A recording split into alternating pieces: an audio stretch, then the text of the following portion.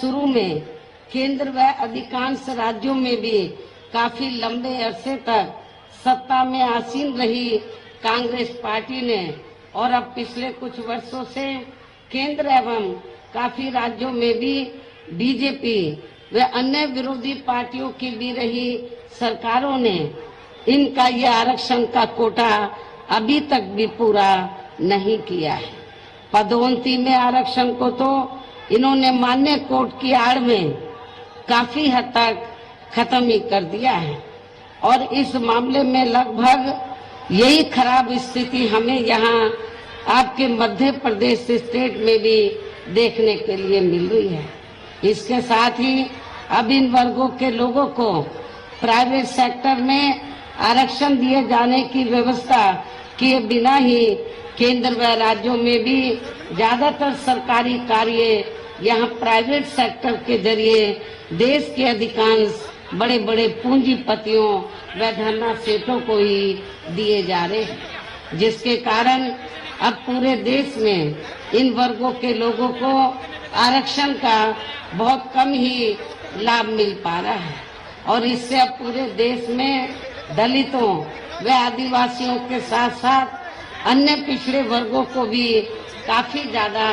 नुकसान हो रहा है। जबकि अन्य पिछड़े वर्गों के लोगों को ये भी मालूम होना चाहिए कि इन्हें मंडल कमीशन की रिपोर्ट के तहत आरक्षण की ये सुविधा केंद्र में कांग्रेस पार्टी की रही सरकार में नहीं मिली है, बल्कि बीएसपी के कड़े संघर्ष एवं अथक प्रयासों से ही केंद्र में रही श्री बीपी सिंह की सरकार में इन्हें ये सुविधा मिली है, जिसका अब यहाँ जातिवादी विरोधी पार्टियों की सरकारें इन्हें पूरा लाभ नहीं दे पा रही हैं। और यहाँ मैं आप लोगों को ये भी बता देना चाहती हूँ, अब चुनाव के दौरान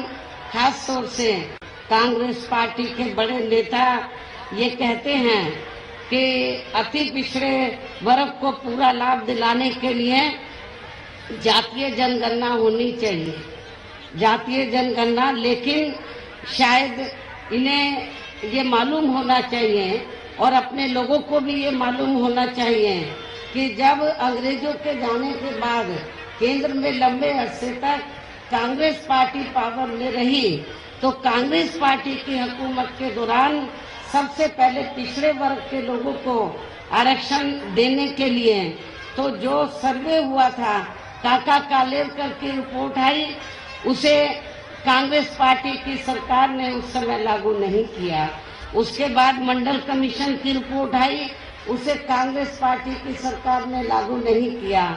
तो जो कांग्रेस पार्टी अति पिछड़े वर्गों की मंडल कमीशन की रिपोर्ट को जिसने लागू नहीं किया, काका कालेलकर की रिपोर्ट को लागू नहीं किया, आज वो चुनाव के दौरान पिछड़े वर्गों की वोट लेने के लिए